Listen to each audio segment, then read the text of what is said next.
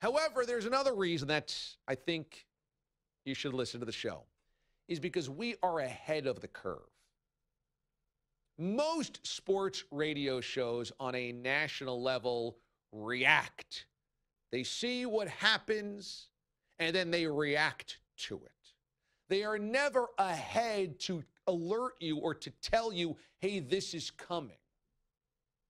And we here on the DA over the last 2 weeks made it our responsibility to let you know what was coming.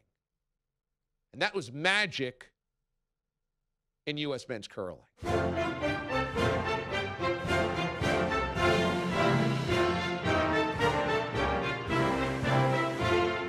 So, we've had Super Dave Friedman, our foremost authority on Olympic minutia, join us almost every day throughout the Olympics the last 2 weeks. And he is a curling honk. He is all about it. He has watched all types of tournaments and qualifiers. He knew the last couple of years the fate of U.S. men's curling.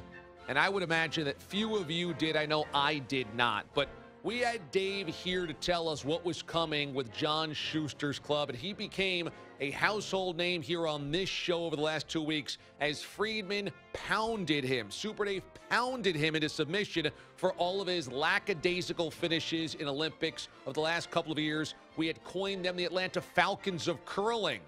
A lot of expectations, but falling short when it mattered most. And here we were on Friday night, Saturday morning, 1:30 a.m. Eastern time on the East Coast, stretching until about 4 a.m. Eastern time when it all wrapped up.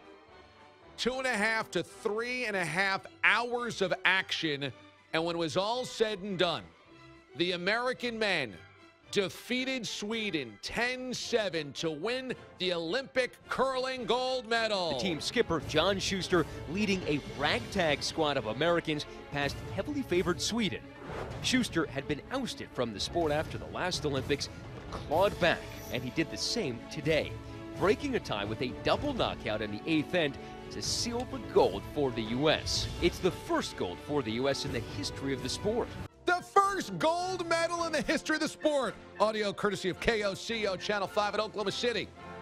John Schuster breaks it open with a 5-ender. So rare, it was only topped once in the history of the men's or women's Olympic field.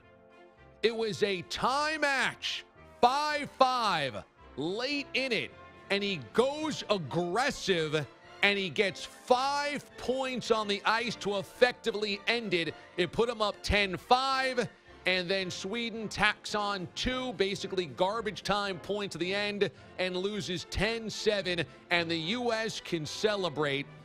John Schuster, the captain of U.S. men's curling, is now everywhere. You've seen him with the red hat on.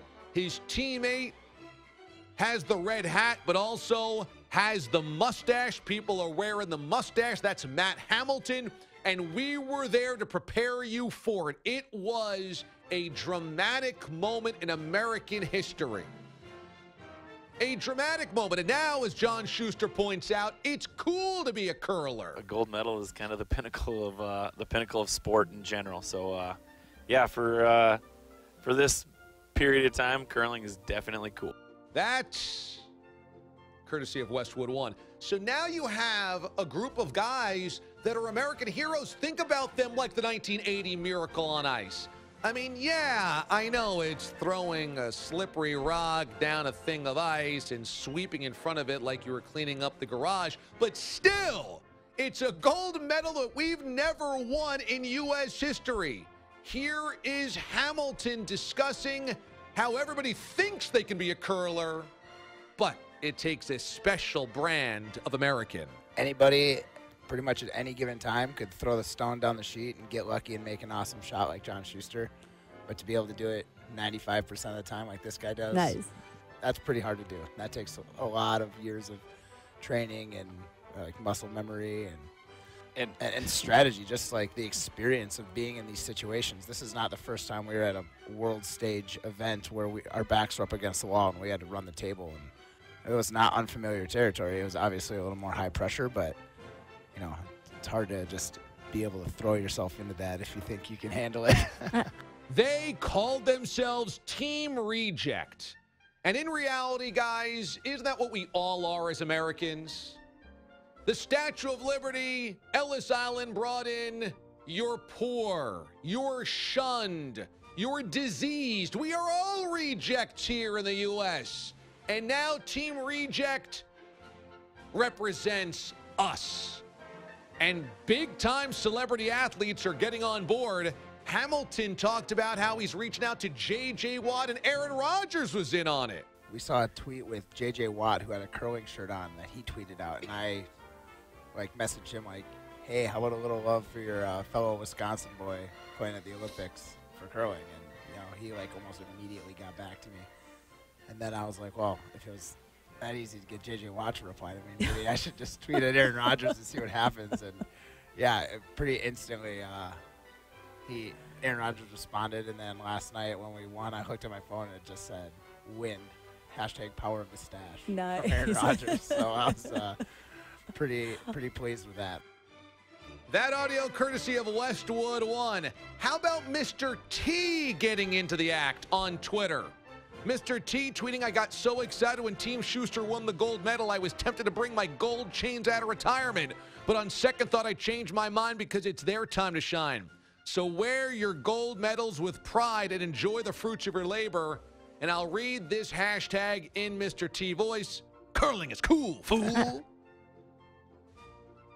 Everybody getting on board with this, and I like to say that we were ahead of the curl on it. In fact, speed skater Dan Jansen tweeting his support, and that left them slightly breathless because Schuster said he was inspired by Jansen's ability to bounce back from years of tragedy and Olympic failure. Schuster said, quote, time and time again, he got back up and he wrote his story, and he's an Olympic champion. I'm so proud I was able to do something similar. USA, your 2018 U.S. Men's Curling Gold Medal Champions! Curling is cool, fool!